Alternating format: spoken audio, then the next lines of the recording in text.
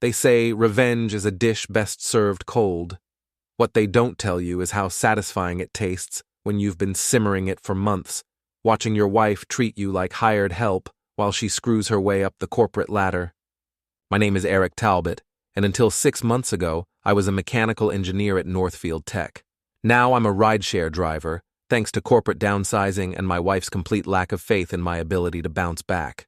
Nina made that crystal clear at her firm's black tie gala last weekend. "He's just my driver for the evening," she told her boss, Mr. Goldstein, when he asked who I was. "Don't take it personally." I stood there in my rented tux, holding her purse like some kind of accessory, watching her laugh at her own joke. The worst part? She wasn't even drunk yet. But I'm getting ahead of myself. Let me back up to where this all started, in my own garage, listening to my wife plan her next betrayal. It was a Tuesday morning when I first heard the name Gavin Pierce. I was underneath my old Camaro, trying to fix an oil leak, when Nina's voice drifted through the thin wall separating the garage from the kitchen. "Gavin thinks we should present the Morrison account together," she was saying into her phone. "Just the two of us. Maybe at that new hotel downtown." The way she said his name, like she was tasting something sweet, made my wrench slip. I'd been married to Nina for 5 years. I knew that tone. "Of course it's just business, Monica," Nina continued, talking to her best friend and co-worker. "But you know how these client dinners can get. Sometimes you have to stay late to seal the deal." I rolled out from under the car and sat up, oil-stained and suddenly very awake. Through the window, I could see Nina pacing the kitchen in her silk robe, twirling her hair like a teenager. "Eric won't suspect anything," she said. "He's too busy feeling sorry for himself to notice what I'm doing. Besides, he's just the driver now." Just the driver. Those 3 words hit me like a punch to the gut. But they also lit something else, a cold, calculating fury that I hadn't felt since my layoff. I stood up, wiped my hands on a rag, and started planning. The gala was Nina's idea of showing me off, or rather, showing off how far she'd risen while I'd fallen. Hartwell and Associates was celebrating their biggest quarter ever, and Nina had landed 3 major clients in the past month. She wanted me there as her supportive husband, which apparently meant standing quietly while she networked. I played the part perfectly, smiled at her colleagues, made small talk about the weather, and watched Gavin Pierce work the room like he owned it. He was everything I used to be, confident, successful, wearing a suit that cost more than my monthly unemployment check. When Nina introduced us, Gavin barely looked at me. "So you're the husband," he said, shaking my hand with the grip of a man who'd never done manual labor. "Nina's told me so much about you." "All good things, I hope," I replied, matching his fake smile. "Oh, yes," Gavin said, his eyes already drifting back to Nina. "She mentioned you're between jobs right now. Tough market." "Eric's taking some time to figure out his next move," Nina said quickly. "In the meantime, he's been so helpful with driving and errands." There it was again. Driver. Errand boy. The man she used to brag about to her friends was now just the guy who picked up her dry cleaning. But the real knife twist came later, when I overheard Nina talking to Mr. Goldstein near the bar. "Your husband seems nice," Goldstein was saying.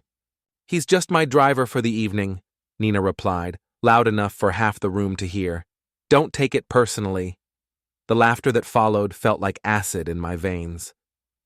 I excused myself, walked to the coat check, and left without saying goodbye. 48 hours later, my phone rang. Eric Talbot. The voice was crisp, professional. Speaking. "This is David Goldstein from Hartwell and Associates. I got your number from Pete Morrison, the Morrison account your wife handles." I sat up straighter. Pete Morrison owned half the commercial real estate in the city. "What can I do for you, Mr. Goldstein?" "I'm calling because there are some disturbing rumors circulating about Nina and her business practices, specifically her relationship with Gavin Pierce.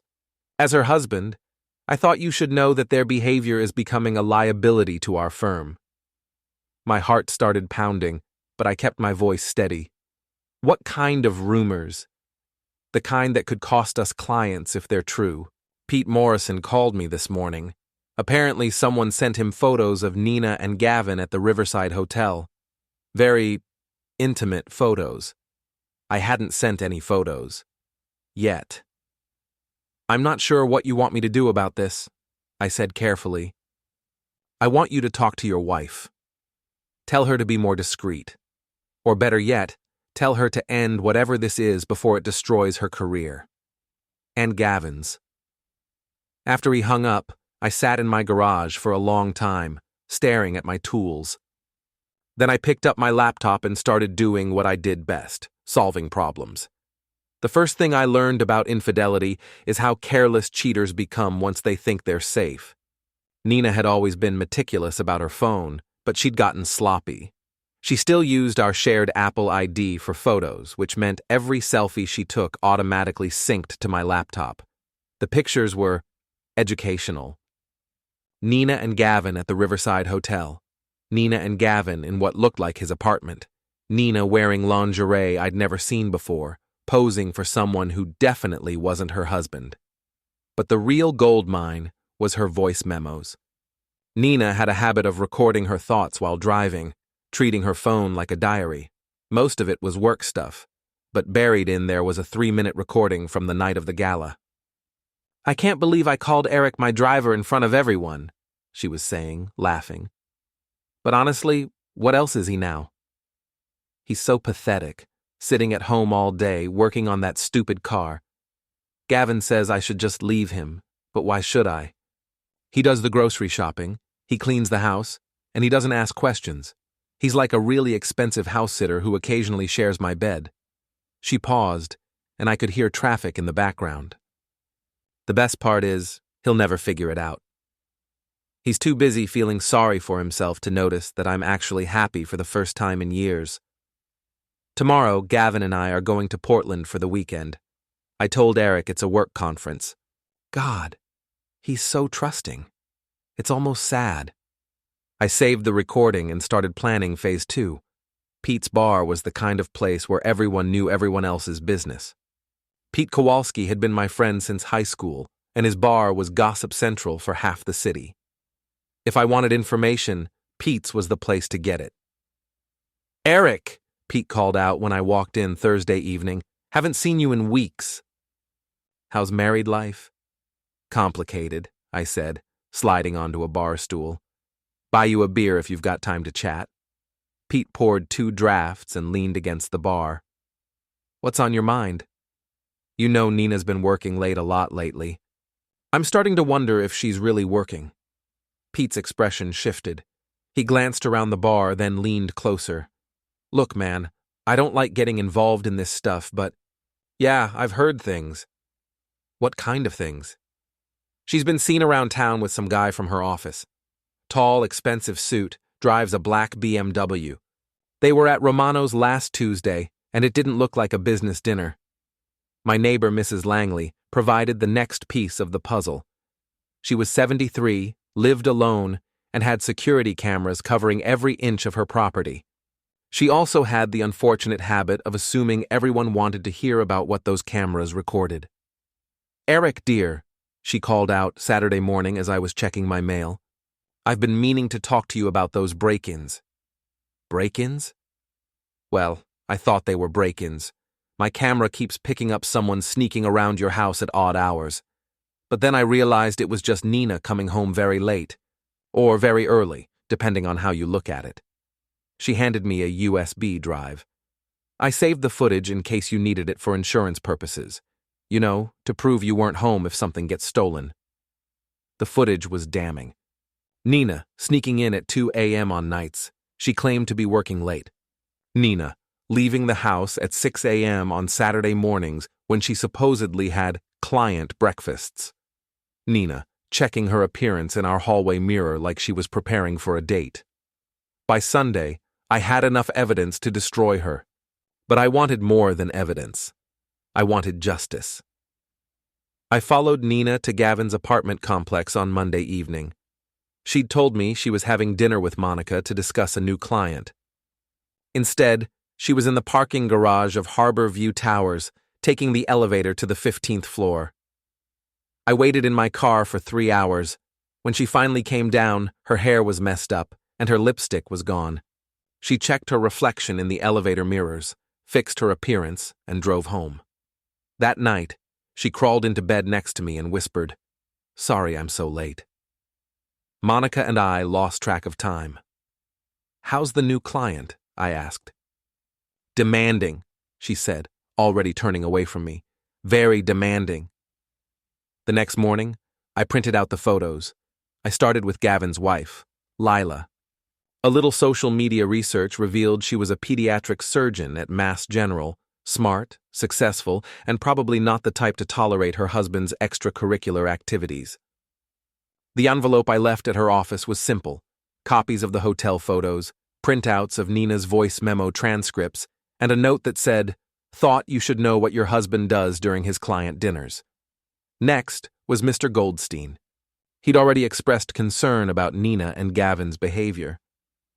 A second anonymous package, this one with more explicit photos and a timeline of their activities, would give him the ammunition he needed to take action. But the real masterpiece was what I sent to Pete Morrison, Nina's biggest client. Pete was old-school Catholic, married to his high school sweetheart for 40 years, and notoriously conservative about business relationships.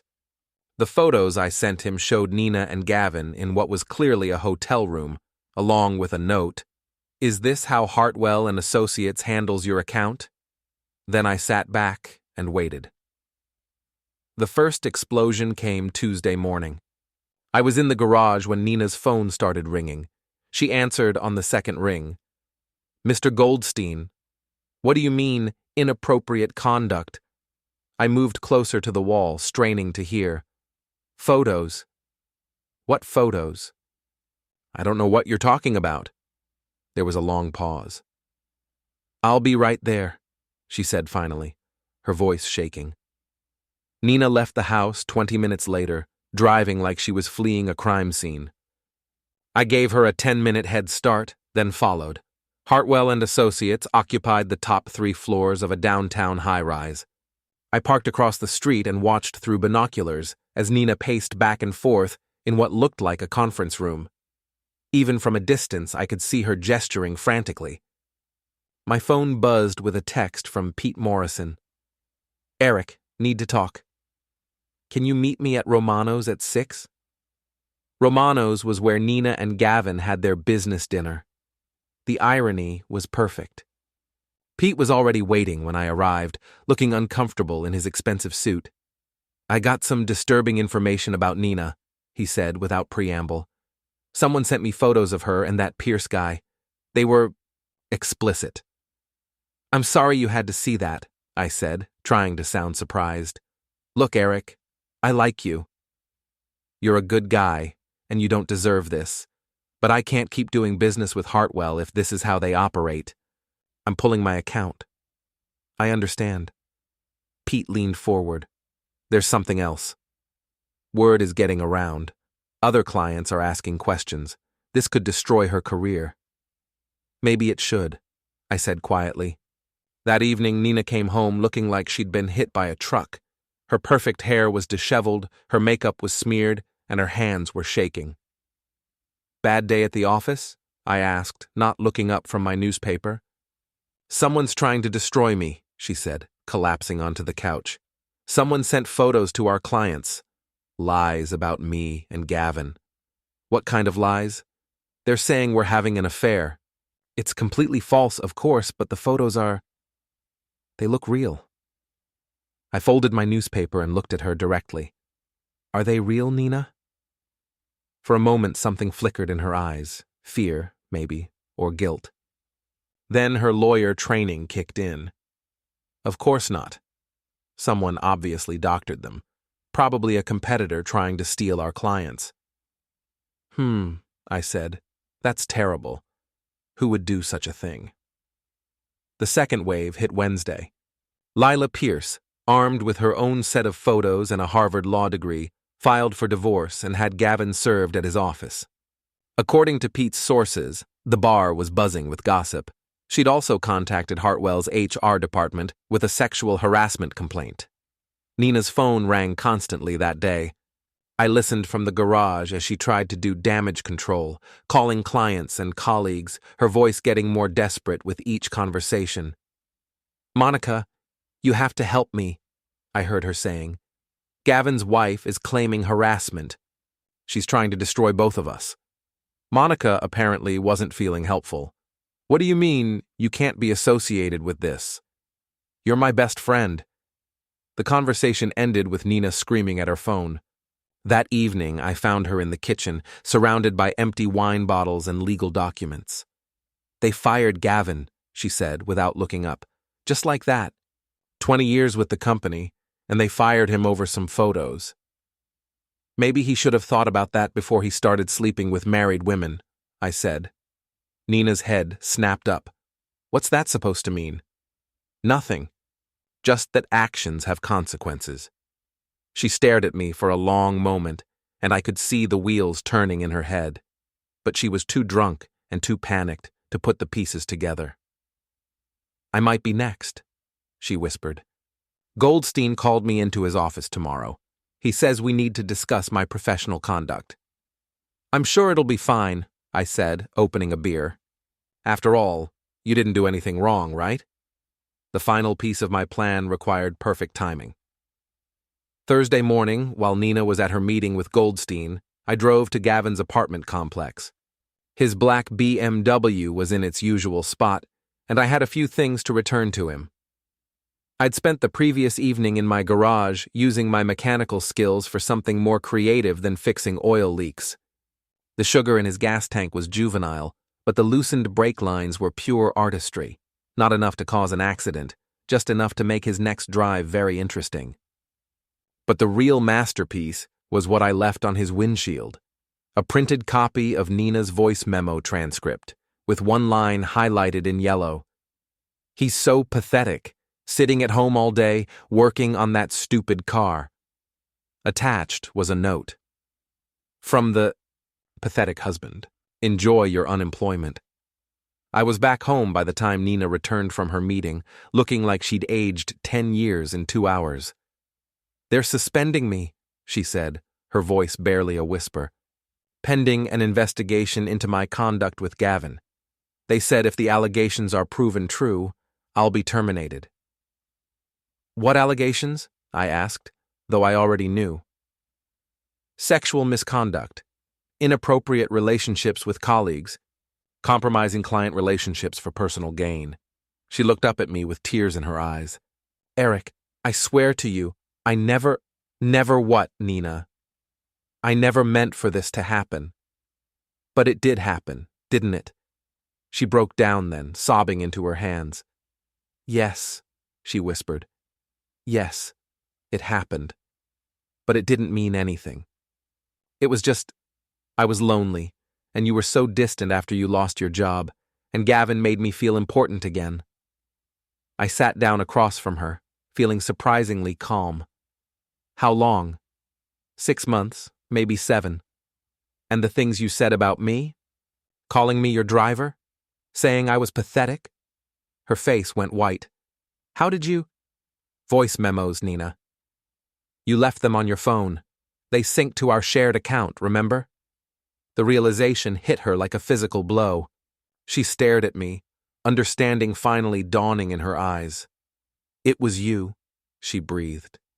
"You sent the photos. You destroyed everything." I smiled for the first time in months. "I didn't destroy anything, Nina. I just turned on the light so everyone could see what was already there." "You bastard, you vindictive, jealous bastard." "Maybe. But I'm not the one who threw away a 5-year marriage for a few hotel room encounters with a man who abandoned you the second things got difficult." She stood up, swaying slightly. "I'm leaving. I'm going to stay with Monica until I figure out what to do next." "Actually, you're not," I said, pulling out my phone. "Monica sent you a text an hour ago. She says she can't risk her own career by associating with you right now. Something about Goldstein asking questions about who knew about your relationship with Gavin." Nina grabbed her phone and read the message, her face crumbling. Where am I supposed to go? I don't know, Nina. But I'm sure you'll figure something out. After all, you're the one who's been planning for months to leave me, right? This just speeds up your timeline. She stared at me for a long moment, then walked upstairs. I heard drawers opening, clothes being thrown around, suitcases being dragged across the floor. An hour later, she came back down with 2 bags and her car keys. "This isn't over," she said from the doorway. "Yes, it is," I replied. "You just don't know it yet." After she left, I poured myself a drink and sat in my garage, surrounded by my tools and my restored Camaro. My phone buzzed with a text from Pete. "Heard Nina moved out. You okay?" "Better than I've been in months," I texted back. And for the first time since my layoff, that was actually true. The epilogue came a week later when I got a call from a headhunter. Apparently, Morrison Industries was looking for a senior mechanical engineer to head up their new manufacturing division. Pete had recommended me personally. "The salary is substantially more than your previous position," the headhunter said. "Mr. Morrison was very impressed with your character references. I started the new job on Monday. Nina, according to Pete's network of gossips, was working at a small accounting firm across town for half her previous salary. Gavin had moved back in with his mother and was driving for a rideshare company. Sometimes karma needs a little help, but when it finally arrives, it's worth the wait.